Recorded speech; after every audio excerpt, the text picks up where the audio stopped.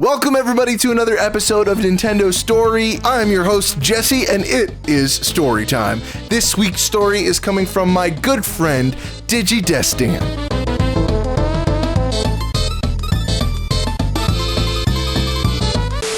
Dan writes, growing up, my family was extremely frugal. But on the flip side, my family also loved buying each other things. The solution to this was shopping secondhand. Most of my childhood memories consisted of us going to thrift stores or spending the entire day at garage sales to buy clothes and the occasional toy. I even remember finding a giant plush white Power Ranger in the Goodwill bins while my mom dug through piles of stuff to find unsoiled clothes. That was a good day. When my parents first heard the news about being pregnant with my sister in 1989, my dad goes out and buys what any expecting parent would buy for their unborn child: an RC car and a Nintendo Entertainment System. This was either the worst planned baby gift or your dad was totally making a move on his quarter-life crisis. Not surprisingly, the family didn't quite use either of those items as much as they thought they would. I came around in 1991, and by then, the world was already preparing for the release of the Super Nintendo, but our frugal family was still content with the NES.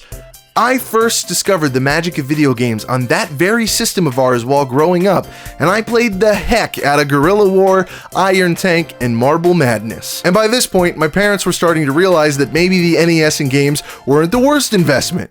Quarter-life crisis averted. One night during the winter of 1995, my parents came home with a box, and inside this box was a cornucopia of 16-bit goodness, a Super Nintendo, and 15 to 20 games. I had no idea where they got it, but judging by the lack of boxes and organization, chances are they got it from a garage sale or a pawn shop. Either way, we hooked it up and I could really feel the difference.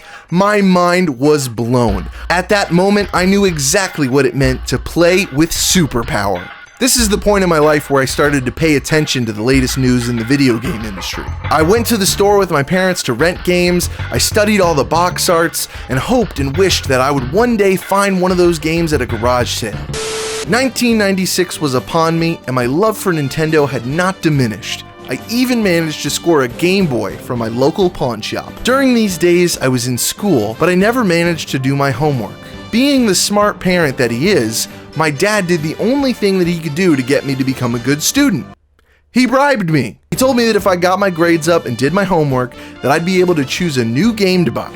And not just a new game to me, but we were talking about a brand stinking new, shrink-wrapped, never touched by some brat's Cheeto fingers new. And of course, I worked my butt off to meet that goal. Then came the day. My report card was in, and I had done it. That new game was soon to be mine. I walked into KB Toys with my dad and went straight to the games. But since I had been conditioned to find the cheapest option, I went to the clearance basket. I sifted through the boxes until I finally found one that I wanted. It was Kirby's Block Ball for Game Boy. This was the one. But my dad said no. Upset, I thought I'd been bamboozled. I put the game back on the verge of tears, and then my dad walked me up to the counter.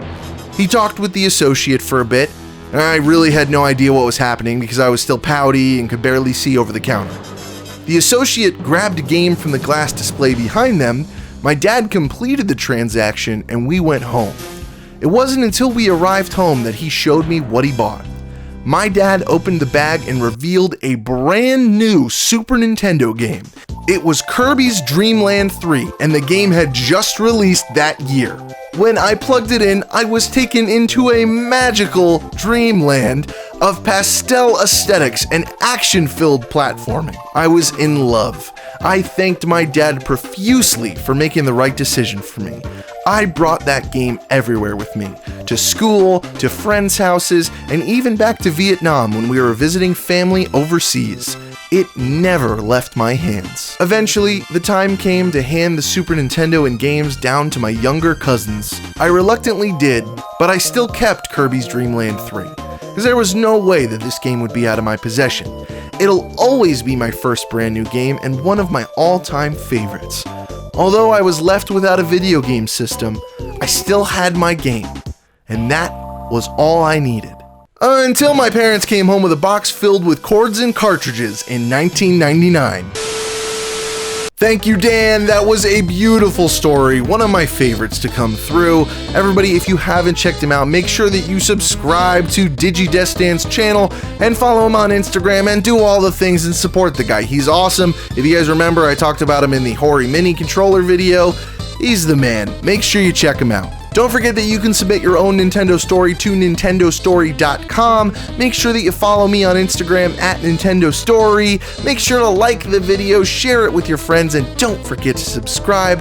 I love ya. I'll see ya in the next video. Until then, this has been Nintendo Story number 29.